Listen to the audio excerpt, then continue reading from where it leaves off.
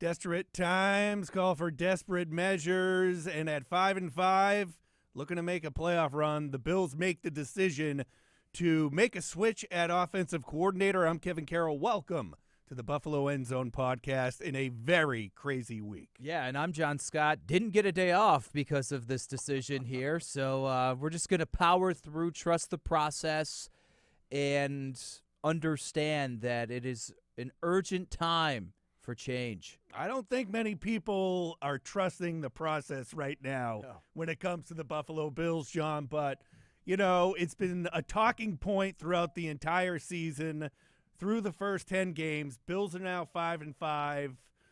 Ken Dorsey, should the Bills move on from him? I think this has been going on for the last couple of weeks now when we've been on here.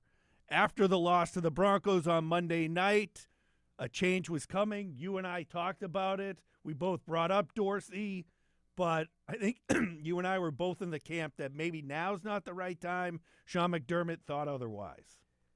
Timing is peculiar, especially since, as I made it clear on the post-game podcast after the Broncos game, I put most of the onus for that poor performance simply on the players.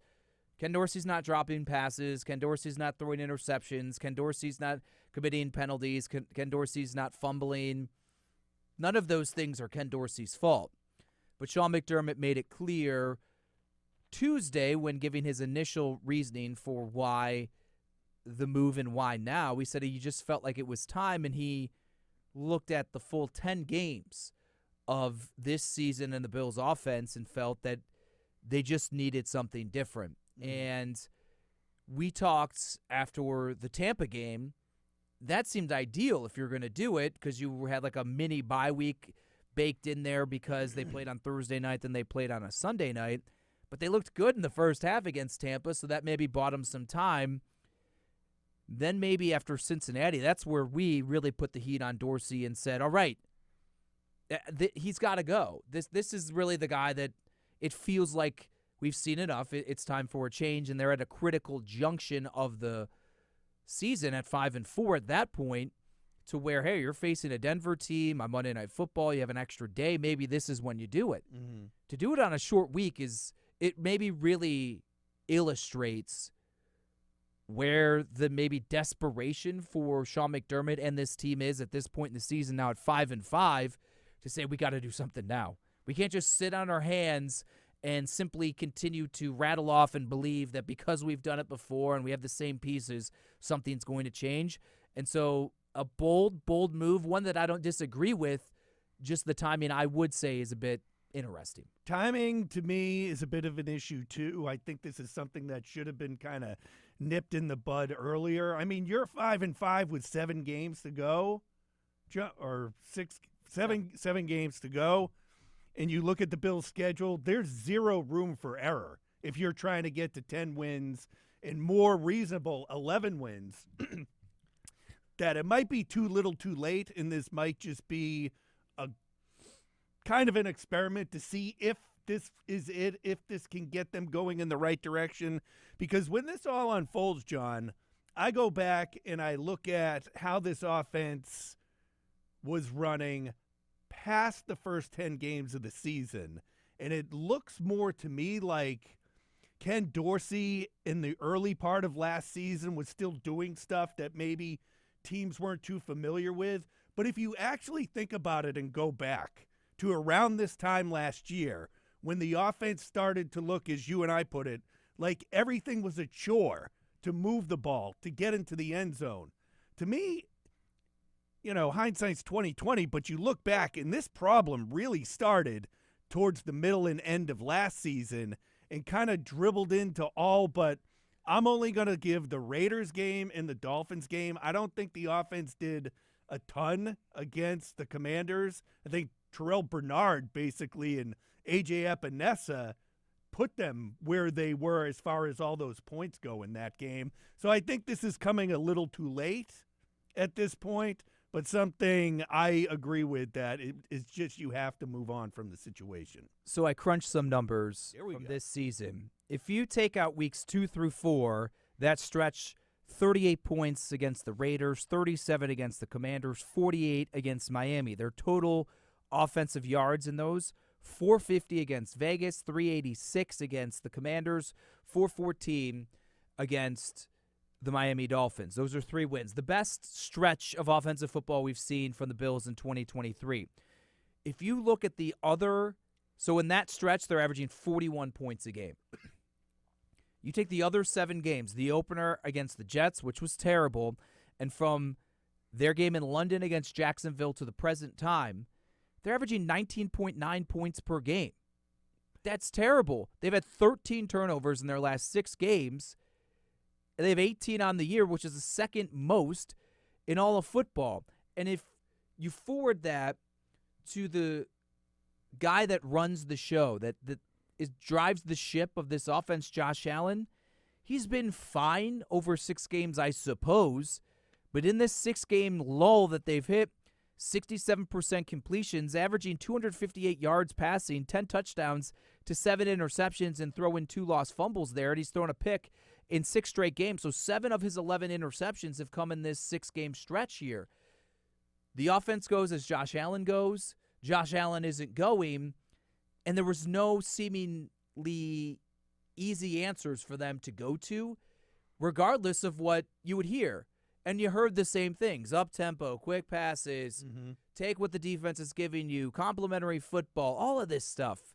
And it just wasn't coming. So when the national people, and I've seen a lot of this the last 24 hours, are railing on the Bills and saying, well, Ken Dorsey didn't drop that pass that was intercepted, and Ken Dorsey didn't cause the fumble, and Ken Dorsey didn't have 12 men on a field, and look at these EPA numbers on the season, and look at these points per game. Yeah, they're averaging 26 points a game this season. They haven't hit that in the last 6 weeks. Watch the games, which the people largely outside of Buffalo do not. So when you look at those on the outside who are really railing on the decision and saying that it's not a Ken Dorsey problem, it's a Sean McDermott problem, and it very well may be a Sean McDermott problem. That, to me, is a separate conversation. But the offense was broken, in my opinion. Now, Josh Allen and some others have indicated in the past 24 hours they don't believe it's broken. They feel like they just need to stop turning the football over, and they're about a play away, is the way Josh Allen said some things today. But something needed to change. The coordinator always seemed like the easiest because it wasn't just these 10 games. To your point, it was the back end of last season as well. They just navigated and scored more points in that back end, even though they weren't playing as well. Yeah, and you see with all that's gone down, stuff reposted on social media and stuff, and I think it was the Vikings game at the end of last year on Pat McAfee show, someone saying that the Bills offense was so predictable, and you start hearing that kind of a groundswell to more and more of Ken Dorsey's offense was so predictable that it was the easiest offense for defenses to prepare for because there wasn't much of a surprise coming your way. And that's exactly what it looks like when you look at it with the naked eye and you watch these games, that you watch other offenses around the league and even teams that have struggled at times, but it looks like they get it. They needed to make changes, adjust during the game. Sean McDermott saying that he wants the offense to play with more confidence, and I think energy, was the term he used. And that was something I was trying to kind of get across to you on Monday night after the game, was the look in Josh Allen's eyes lately is someone lacking confidence in what they're seeing and what is going on when he's out on the field. I attribute it, maybe his shoulder does bother him a little bit, but maybe that's just the simple solution. Josh Allen, Stephon Diggs, other guys just had no confidence in this offense at this point. Sean McDermott, a couple things. Energy, confidence, consistency. Those were the 3 buzzwords when he spoke Tuesday evening after the move, and then again Wednesday morning when we heard from him again, back-to-back times, repeatedly, using those phrases and words for things that he feels must re-enter the equation for the Bills' offense to be successful. I asked him schematically, how much do you expect to change? Doesn't want to get into it. When he was asked on Tuesday, do you feel the offense was too predictable? He said he doesn't want to get too deep into reasons for why he moved on from Ken Dorsey. Predictable, non-predictable. He goes, I have my own opinions and thoughts on it, but I'm going to keep those in-house. Mm-hmm. I'm not going to speak for him, but I think even the most general fan of football could tell you there wasn't much going on with the Bills' offense. And Dan Orlovsky is one of the national people I greatly respect because he does watch so much. And he put out a great breakdown on Tuesday from the fourth down play that Josh overthrew Khalil Shakir, mentioning how it's 4th and 1, yet you're putting Josh Allen in shotgun, which is essentially turning it into 4th and 6, 4th and 7. There's motion, but the motion isn't really doing anything.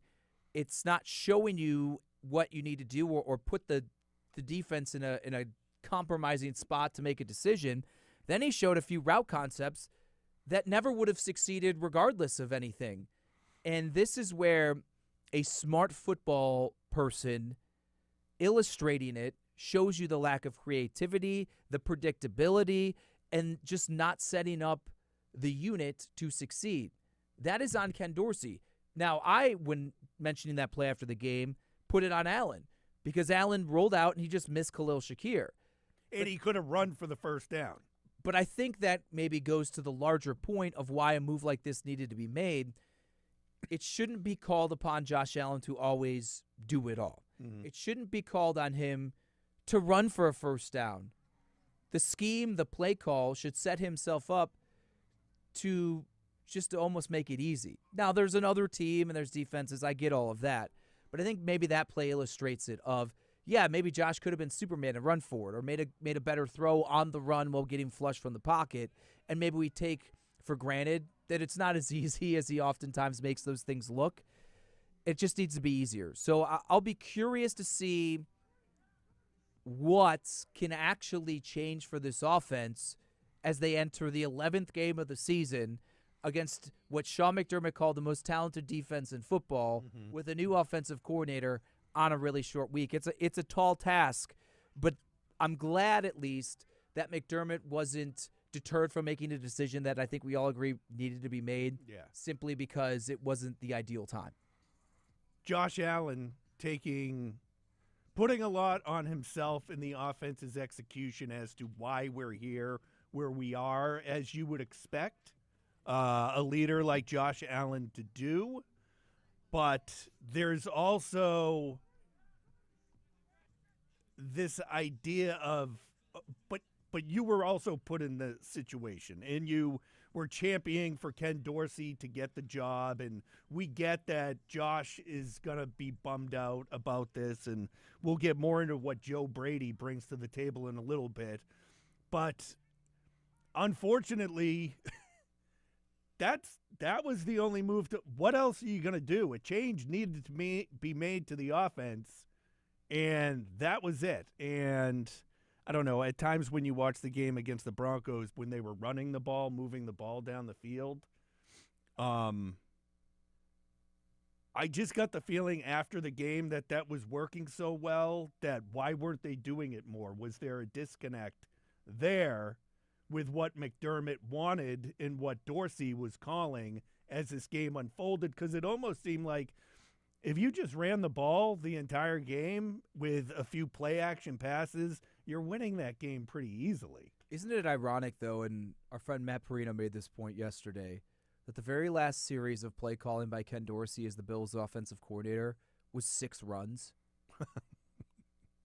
That's not what the offense should be. Right. It was effective. They scored a touchdown, but it was 5, I think, called runs, and then Josh scrambles in for the touchdown.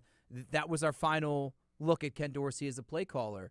It's so ironic because, yeah, it was effective, but that's not what this offense should be. And it kind of shows, maybe to your point, the disconnect and the jumbled upness of the offense, that is what ultimately it almost seemed like that's what they had to do. I don't know. It was weird. It wasn't working through the air at all. I will mention, if we get into Josh Allen's reaction. Yeah, let's do it. He says he loves Ken Dorsey. He feels horrible. And then I asked him, because he kind of alluded to it in his initial response, and then I asked him, how does processing this how do you feel knowing that had you played better, we probably aren't here? And he said, I take it personally. I take it personal because it hurts knowing that had I done more, had the offense done more, this move would not have been necessary. So how does Josh compartmentalize that, move on, and is it any sort of motivation of, I just cost this guy, a family guy that's been around with me as a quarterback's coach, and then I was the biggest endorsement for him to become the offensive coordinator. He's been with me for years. He gives Dorsey great credit for his success that he's had to this point in his career. He cost him his job.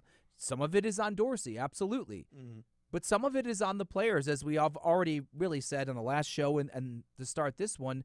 They played like crap against Denver. The players did, not Ken Dorsey. And them playing like crap was the last straw for the coordinator, something that was, I would say, the scale tips more in their fault than Dorsey's. So it was interesting, and now to see Josh, who to your earlier point of his confidence being shaken and not being like the same player, he's got to find it.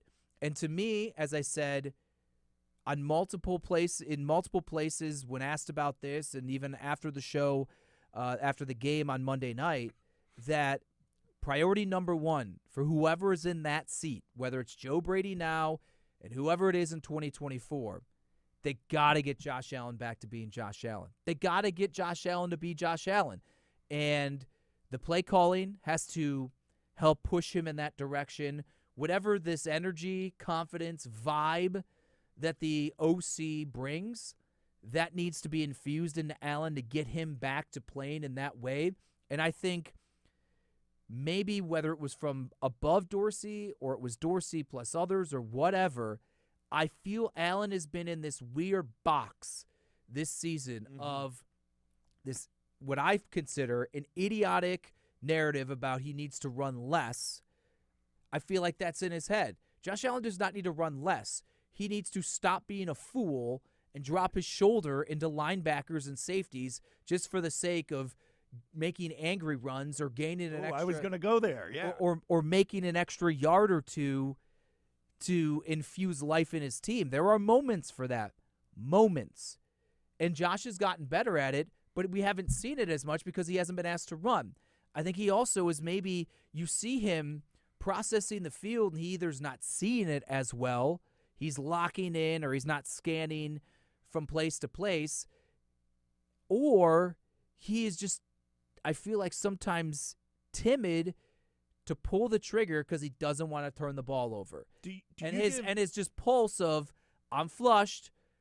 Do I extend the play and toss it down the field for a big play? Do I run it? I feel like his calibration of when to do that is also off. So you throw all of that in the bucket, and even as Mitch Morse said today, what Josh is most comfortable with, he's the one that matters most, and the offense will go from there. So Joe Brady, in the immediate, he needs to go to Allen and say, what do you want to do?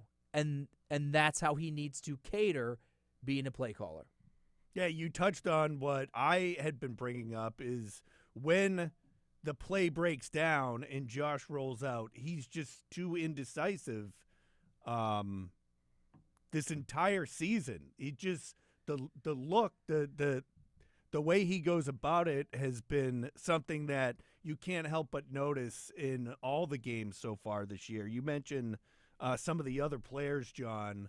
What was some of the other reaction out at practice this week for some of the other players who were culpable as not executing just as much as Josh Allen?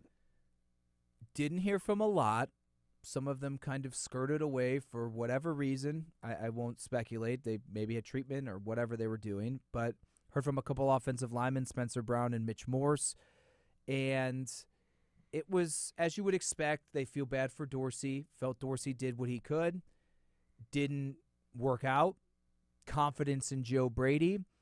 And I think with that, Spencer Brown said it's kind of a rebirth of sorts, of they can kind of use this as like, okay, stop.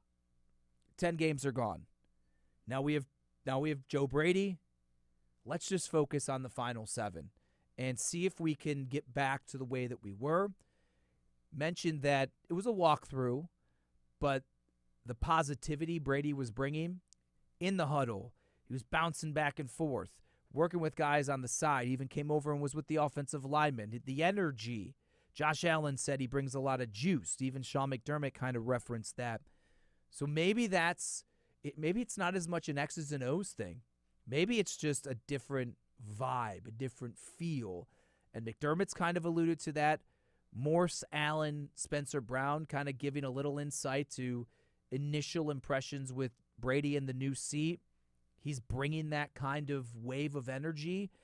And we'll see, certainly, if it carries over to the field. Brady has to do his part, calling plays to get him in the right spots. Mm-hmm. But maybe this team just needs something to uplift them, to galvanize around, to recalibrate their focus. Because Allen also said, and he's not wrong, the outcome of games could have changed with maybe 1 or 2 other plays in all of these losses here. Right. I mean, if Josh isn't heaving asinine interceptions in the first game of the season against New York, they probably win that football game. Boom, now you're 6-4. It's a different conversation. If Dalton Kincaid doesn't tumble and fumble against Cincinnati, maybe they win that football game. If James Cook or the ball doesn't go off Gabe Davis against Denver, I mean, we're looking at they could be a 7-8 win team at this point. So maybe you don't need drastic change in terms of the way they're operating, but also take those plays out of it. They still offensively looked awful. They just might have lucked out like they did last year in the outcome. And like I said, you can look at the games they got away with too, John, and say maybe they shouldn't have gotten away with wins over the Giants and the Buccaneers as well. The Patriots game will go down as one of the biggest enigmas to this Bills team I have ever seen in my life. Jacksonville, number 1. From a few years ago. Yes, 21. Yes. But that Patriots, you watch the Patriots play, they're horrible. We'll have more on Bill Belichick a little bit later. I got something for you there, John. But let's talk about Joe Brady as he comes in now. Short week. I don't think we would expect much other than Joe Brady hopefully making better decisions on what to do and when. And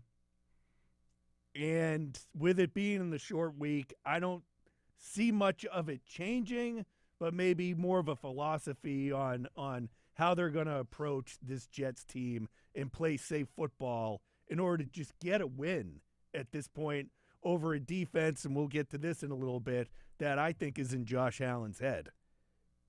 Small sample size with Joe Brady, larger than we had with Ken Dorsey, who had never been a play caller before becoming the Bills OC. Brady, short stint, few games longer than what Dorsey survived here with the Bills in Carolina a couple of years ago. His claim to fame, the biggest note on his resume, was passing coordinator for that historically prolific LSU offense led by Joe Burrow, Justin Jefferson, a few years ago in 2019 when they won the national championship. So that would maybe lean you to think, all right, maybe you won't see 6 straight runs and all this complimentary football stuff that you hear so often. Maybe he's going to lean into, we have Josh Allen, we're a passing team, let's do it. As I mentioned earlier, I asked Sean schematically what he expects to change. He didn't want to get into it, which I understand. It's a question I wanted to ask, but he said for competitive reasons, he's not going to say, because if he's like, oh, we're going to change drastically, then people kind of know. I just don't think you can change a whole lot, especially in the short week. Maybe you'll see some wrinkles added as we move along. But I think the core of things is going to remain the same, and I think the core can still be effective. The core of the principles of the scheme can still be effective. It's how they're implored and how they're executed. So I think it's maybe how you stack the deck, how you stack the plays, and that's on Brady. And then it's certainly maybe just latching onto Allen, as I said earlier, and just, Josh, what do you feel most comfortable with? That stupid throw that he's thrown like 3 interceptions on, back-to-back weeks, Denver and in Cincinnati, that little out pocket pass, punt it to the moon. Right. We don't need to see that again. For whatever reason, he sees it a way that no one should see it because it's never, ever open. But what do you like? What concepts do you like? How, if you're a receiver, if you're a back, how do you feel you are put in the best position to win the route and win it early? Mm-hmm. And maybe just kind of take that information and roll with it. It would not surprise me at all if they do a lot more up-tempo, because we've heard that rallying call from players for weeks at this point in time. And honestly, as much as these guys are going to say we're not out of it, they're up against the wall. Who cares? Right. Just open it up, and it is time again to let Josh be Josh. And I think Brady needs to embrace that and cater the way the offense is going to be operated to back that up. You made the move, throw caution to the wind, and start doing what you need to do because, like we've talked about, this team is built to put up points, John, not sit there at 24 points winning or losing games right now.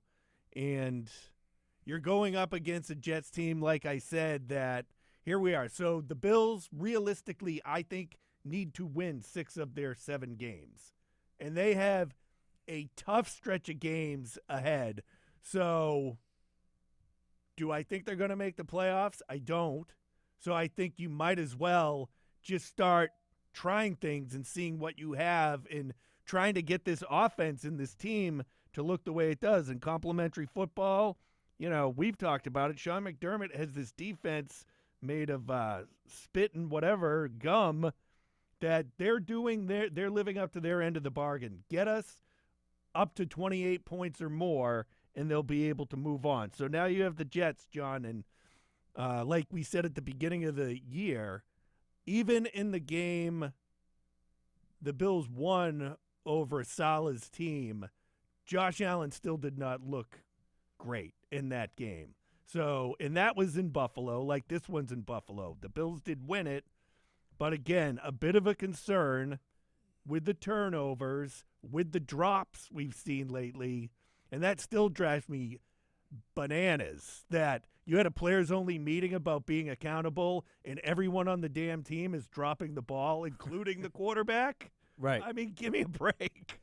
Josh Allen, last 3 games against the Jets, so both last year and the opener this year, 61.8% completions, 196 yards per game, 2 touchdowns, 5 interceptions. He's been sacked 13 times.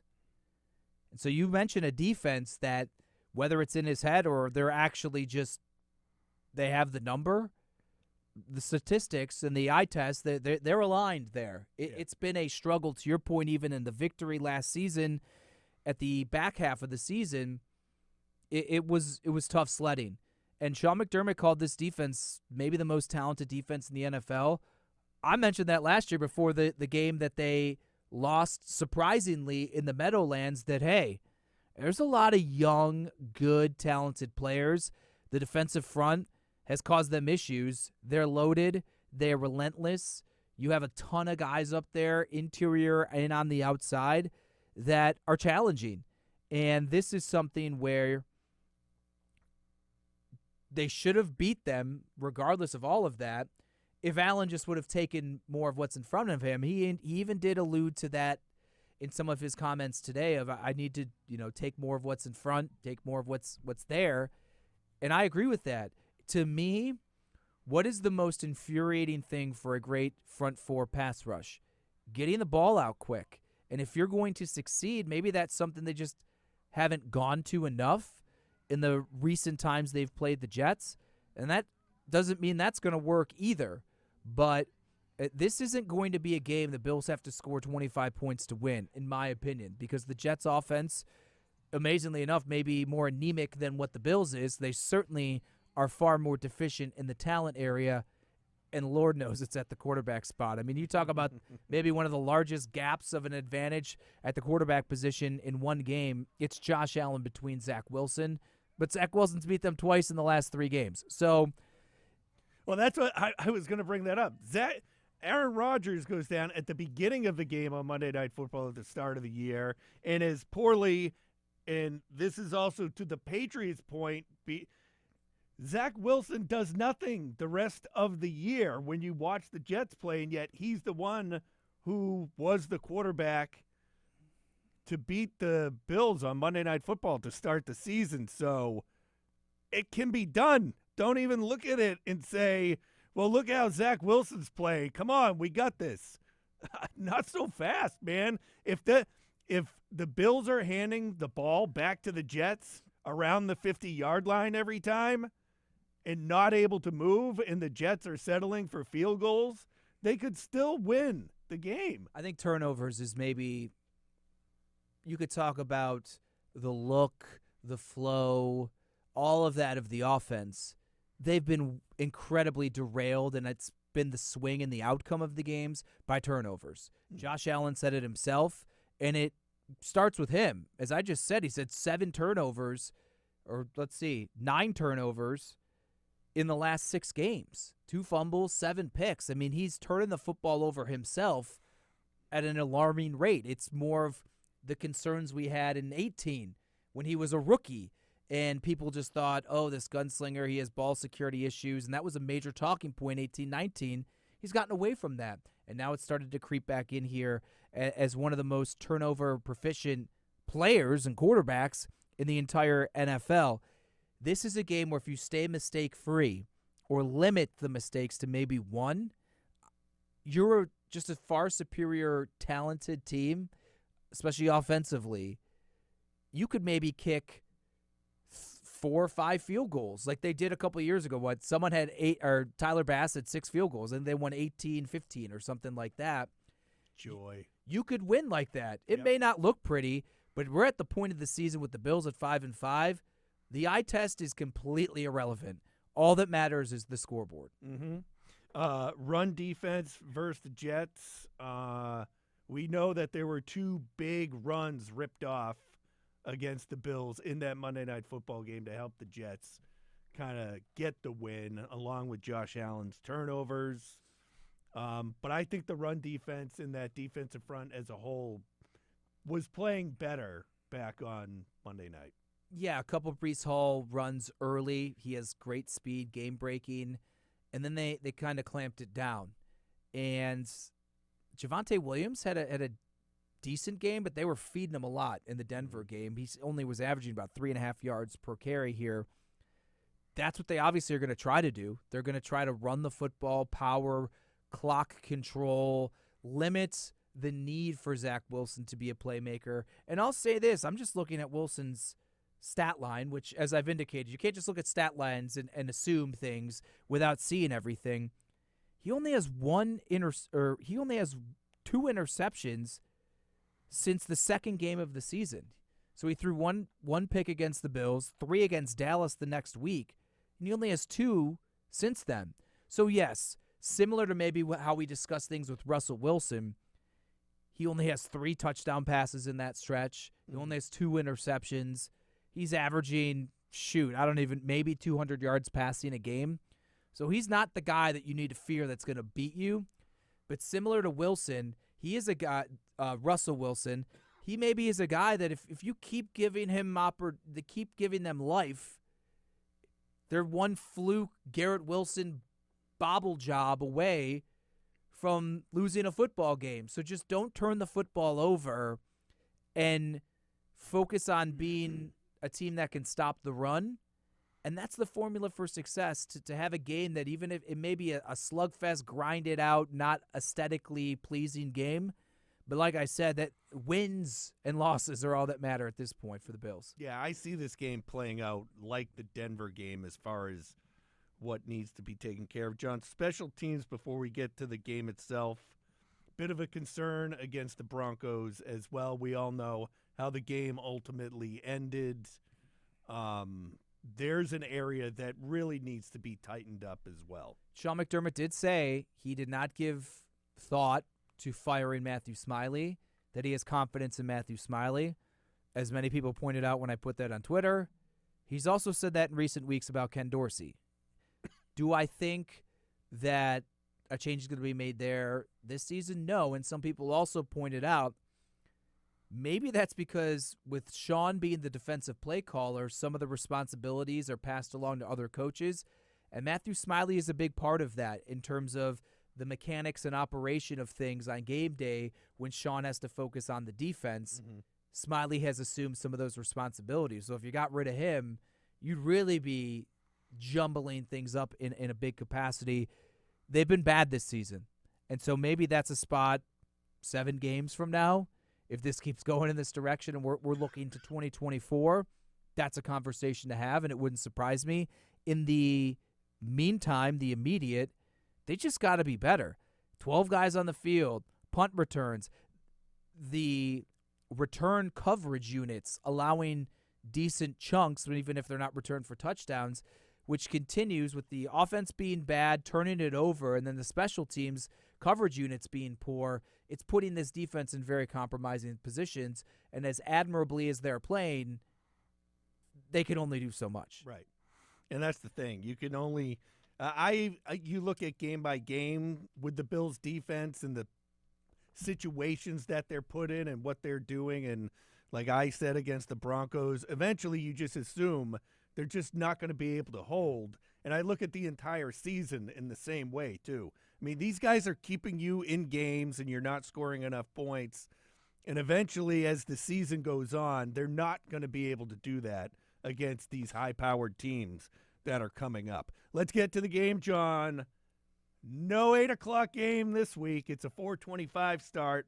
We'll start with the weather. I'm told cooling off by kickoff with a wintry mix around the game with some snow and rain mixed together. If you want to double check meteorologist Kaylee Wentz' work, go right ahead and do it.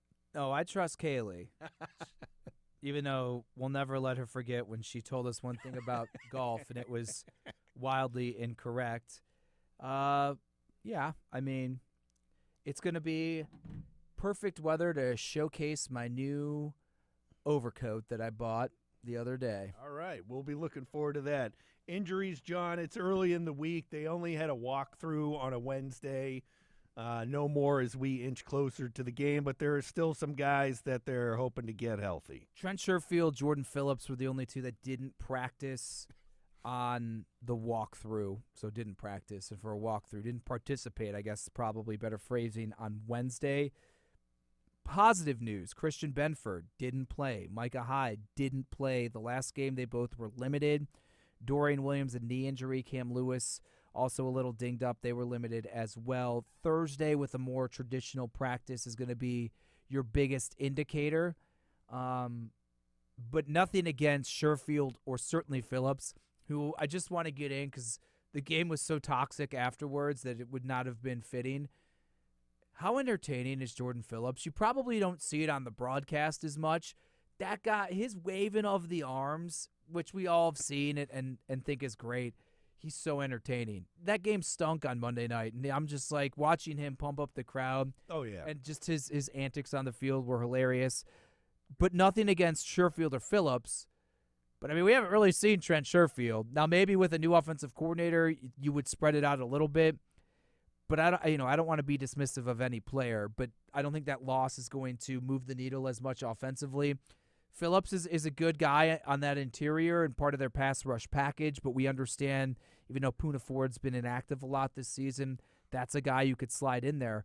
It's encouraging to know that Micah Hyde, he's key. Like, you need him, especially if Cam Lewis is dealing with something. We saw DeMar Hamlin get his first defensive snaps.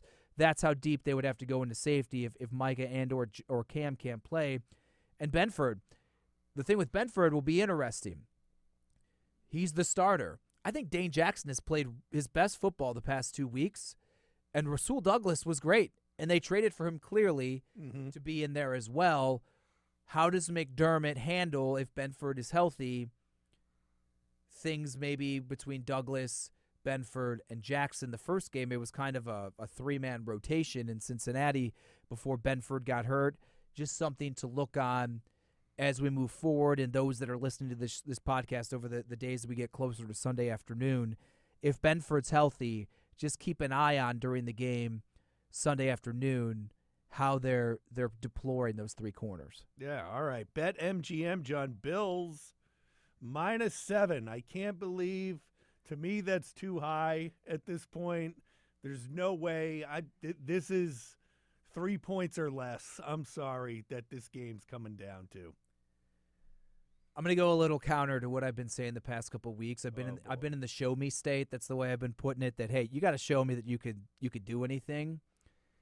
But I'm going to believe that a bold move like firing Ken Dorsey is going to at least spark some things for one game.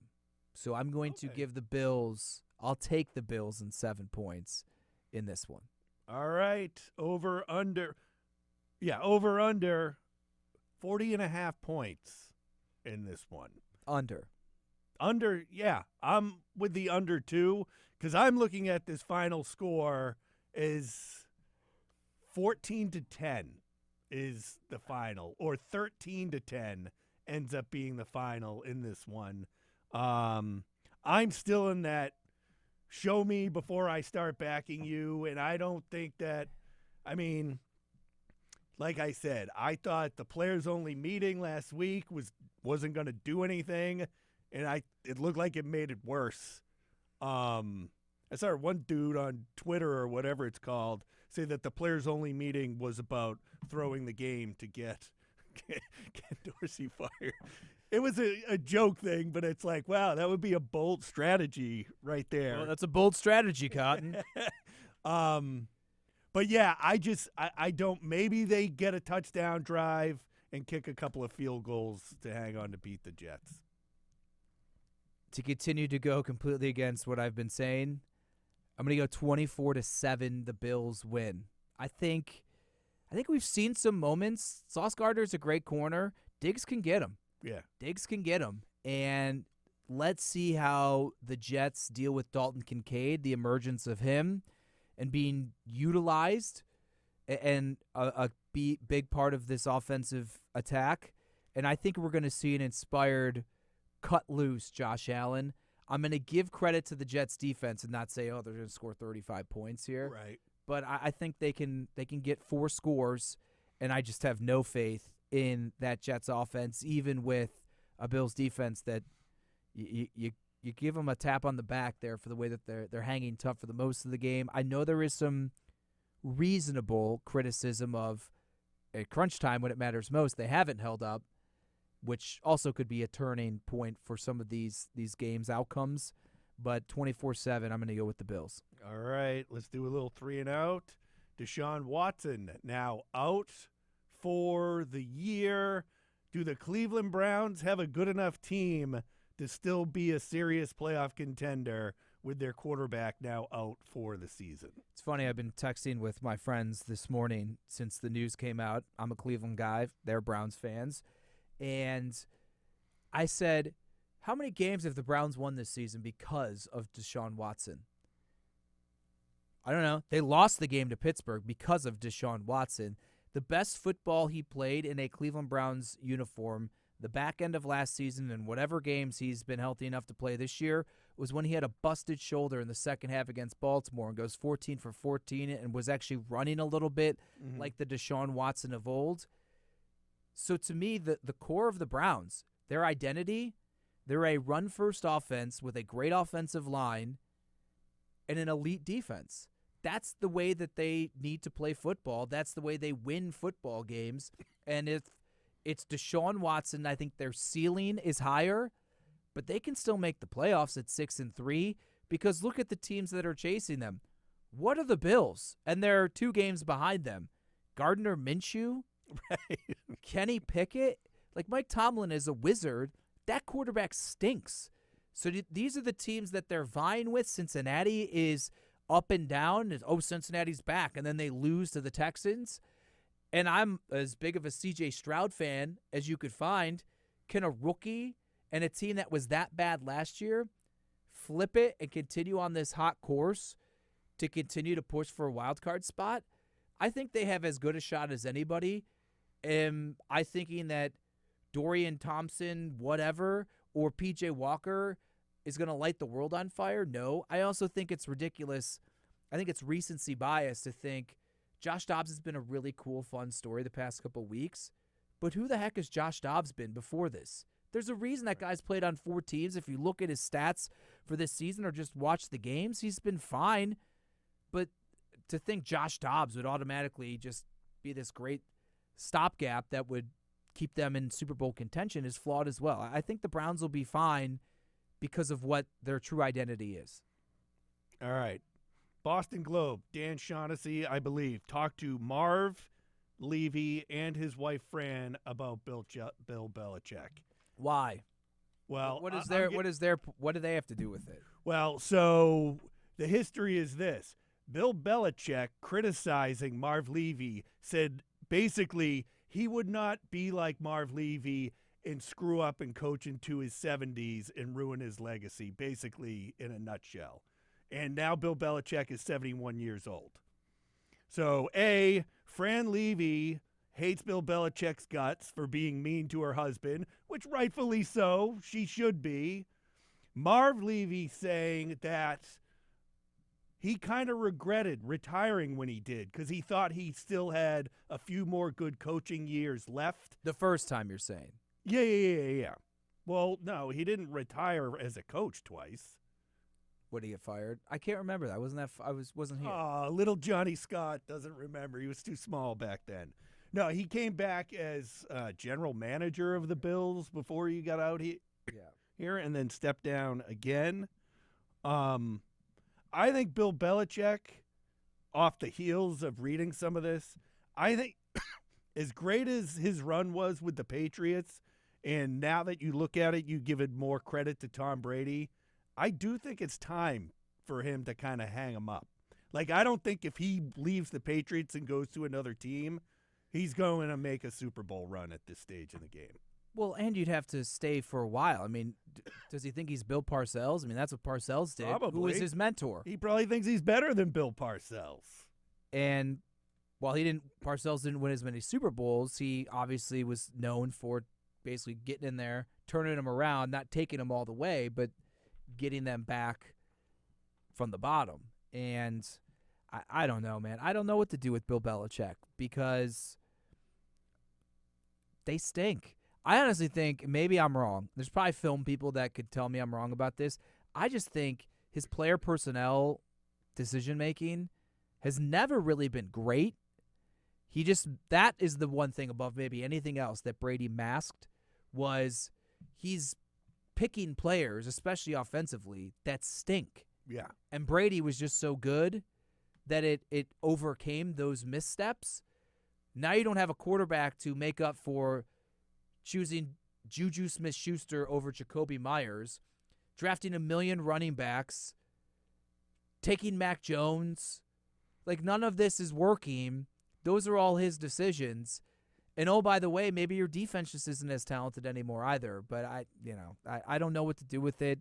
If he retired, I would love it just because I'm tired of talking about it. Well, I'll have to remember that and bring it up next week. I will not be here next Wednesday because I am going to New England for Thanksgiving, John. So let's get into the Thanksgiving talk. Initially, I was going to ask you about comfort food now that it's starting to get cold outside. Had a huge argument in the newsroom. What? A huge argument in the newsroom about pot roasts that I find disgusting. And whenever my mom made pot roast in the fall, like, I would stay away from coming home for dinner on purpose because I hated the mushy carrots. I mean, I've grown to kind of like pot roast as I got older. First of all, your thought on pot roast because you started laughing when I brought it up. I'm going to record this so I can text it to my buddy just so he doesn't have to do this. Shout out to my buddy growing up, Andrew Smith. We went to Damon's. Did you ever have those? I've heard of them. A sports bar that had a bunch of TVs and stuff. So we went there with my parents when we were in high school. Bunch of my friends, my parents were paying for the bill, and we all ordered like reasonable things, chicken fingers or whatever. And he ordered pot roast, which was like twice as much money as everything else. Hey. And my parents are like, Oh, okay. And forever, for 20-plus years now, Andrew has been known for ordering pot roast when he went to Damon's. Now that I will send that to him, my thoughts on pot roast, not my thing. Yeah, not my thing either. And I feel bad if my mom's listening. It wasn't how the pot roast was cooked. It was just the idea of pot roast always turned my stomach. Finally, John, favorite side for Thanksgiving. We do this every year. I change my mind on everything every year. So we had the argument if gravy was considered a side. No. I'd eat a spoon of gravy every now and then with nothing else. We'll go stuffing, as always, with a pure and utter disdain for cranberry sauce. Yeah, cranberry sauce stinks. The Bills did a couple weeks ago. What's the worst Thanksgiving side? Now, similar to the gravy conversation, it was brought to my attention that maybe cranberry is more like an accessory rather than a side. Get it out of here either way. Number one side for Thanksgiving, mashed potatoes. Okay. Number one. What is the binding agent of an entire Thanksgiving meal?